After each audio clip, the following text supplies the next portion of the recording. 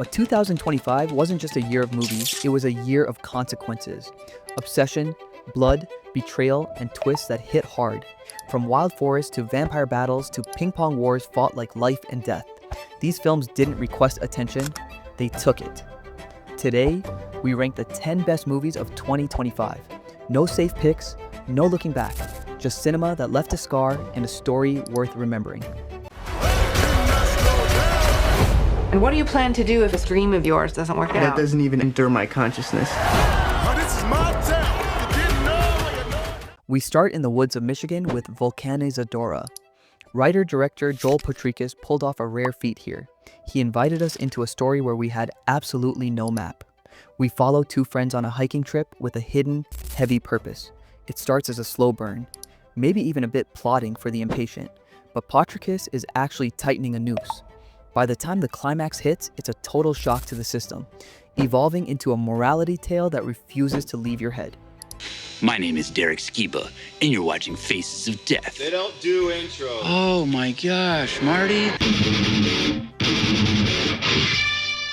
At number 9, the movie that saved the spring. Ryan Coogler's Sinners was more than a film. It was an event.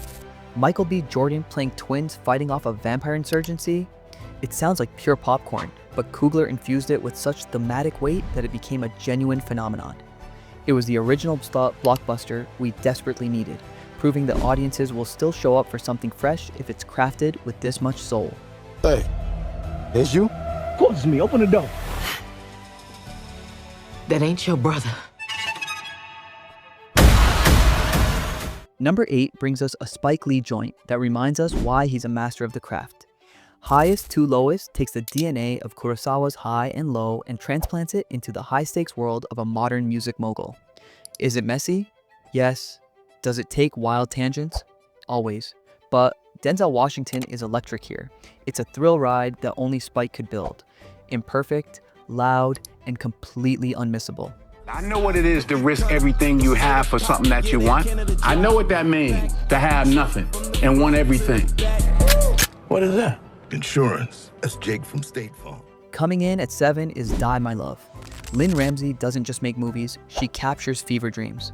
Jennifer Lawrence and Robert Pattinson star as a couple, whose idyllic life in Montana slowly curdles into something unrecognizable after the birth of their child. This isn't just a drama about postpartum depression, it's a sensory experience. It's disorienting, hallucinatory, and features a career best performance from Lawrence that puts you right inside a mind that's fracturing. When was the last time we had sex? Rough guess. Things have been, Main character is about to batter her husband to death with a hammer. Shut up! But we need a palate cleanser, right? Enter number 6, The Naked Gun. This is, hands down, the best stupid movie of the decade. Akiva Schaffer understood the assignment. Keep it fast, keep it silly, and keep the jokes coming. Seeing Liam Neeson pivot from serious man with a gun to a master of deadpan slapstick was the surprise of the year. And Pamela Anderson, she proves that her recent career resurgence is no fluke. It's 85 minutes of pure, rewatchable joy. Once you kill a man for revenge, there's no going back. A voice in your head sang over and over, "That was awesome." At number 5, we find the delicate, aching beauty of Joachim Trier's Sentimental Value. It's a story about a house and the family that fell apart within its walls.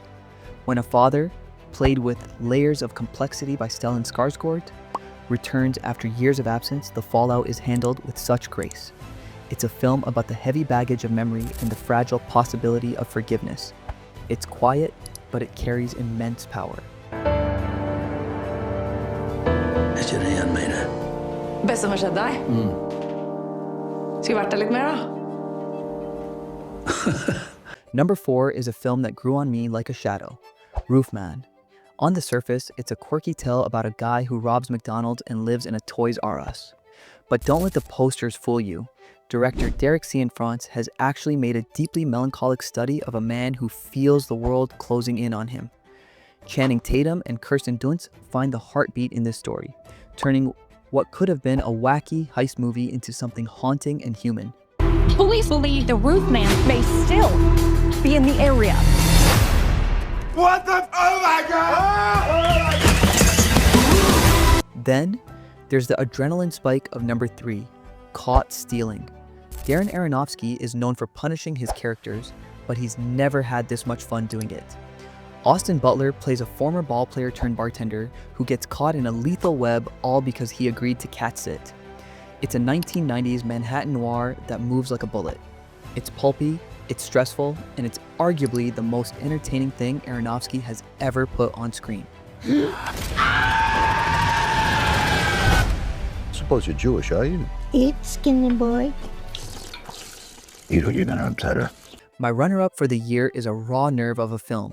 If I Had Legs, I'd Kick You.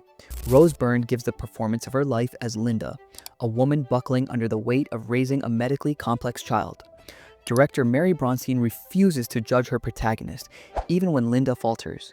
It's claustrophobic, darkly funny, and brutally honest about the parts of motherhood we usually don't talk about in public. It's a masterpiece of empathy. This is supposed to be what it's like. This isn't it. This can't be it.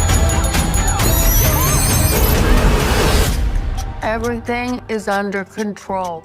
Finally, the film that stayed with me the longest. The movie that felt like a jolt of pure electricity when the year was winding down. Marty Supreme, Josh Safdie has captured lightning in a bottle here. This is a 150-minute rush of ego, obsession, and ping pong. Timothée Chalamet is absolutely fearless as Marty Mauser, a man so obnoxious and self-involved you almost want to look away, yet you can't. It's a film that walks a razor-thin line between being insufferable and being utterly compelling. With a supporting cast that includes everyone from Gwyneth Paltrow to Kevin O'Leary, it's a chaotic, brilliant, and lightning-fast exploration of what it means to be the best at something that might not even matter. It's bold, it's weird, and it is the best movie of 2025. Hey, I'll rip that unibrow right off his forehead! You want to get physical? Like an ape? A great movie doesn't fade, it echoes, and 2025 echoed like hell. My list ends here, but the conversation doesn't. Your turn. Best film of 2025? Worst? Weirdest? I want all of it. Drop it below. All right, goodbye for now.